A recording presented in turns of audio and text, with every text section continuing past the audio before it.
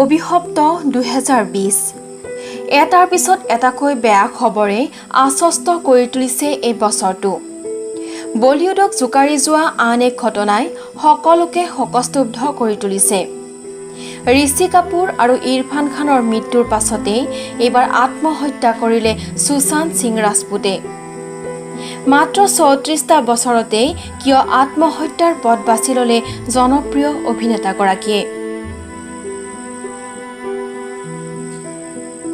1986 চনৰ 21 জানুৱাৰীত পাটনাত জন্মগ্ৰহণ কৰিছিল সুশান্ত সিং ৰাজপুতে। বহু ঘাত প্ৰতিঘাতৰ মাজেৰে 2008 চনত জিটিভিৰ পবিত্ৰ ৰিষ্টা শীৰ্ষক ধাৰাবাহিকখনত মুখ্য চৰিত্ৰৰে অভিনয় জগতত খোজ পেলাইছিল।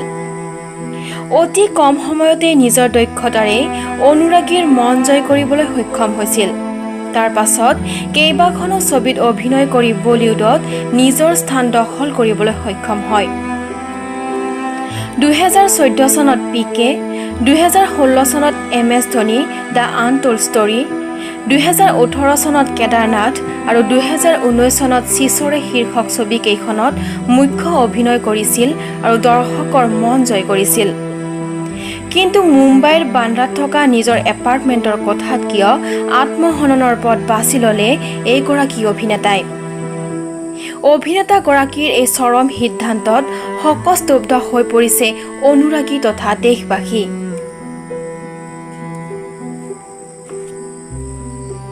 অভিনেতাগৰাকীৰ মৃত্যুৰ পাছতেই পোহৰলৈ আহিছে এক নতুন তথ্য।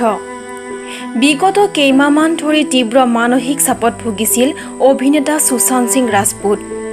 ডক্তৰৰ পৰামৰ্শ মতে ঔষধো ব্যৱহাৰ কৰিছিল বুলি আৰক্ষীৰ তদন্তত পোহৰলৈ আহিছে। অভিনেতাগৰাকীয়ে কৰা সাৱলীল অভিনয়ৰ বাবেই আটাইকেইখন ছবিয়ে দৰ্শকে আঁকোৱালি লৈছিল। কিন্তু শেহতীয়াভাৱে তেওঁ অভিনয় কৰা চিচৰে ছবিখন আছিল আত্মহত্যা ৰোধ কৰাৰ এক বিশেষ ছবি। তেওঁ নিজেই কৈছিল যে আত্মহত্যা কৰিব নালাগে, ই সকলো সমস্যাৰ সমাধান নহয়। কিন্তু সেইজন অভিনেতাই কিয় নিজে বাছি ল'লে জীৱনৰ এই চৰম সিদ্ধান্ত, সেয়াও আন এক ৰহস্য।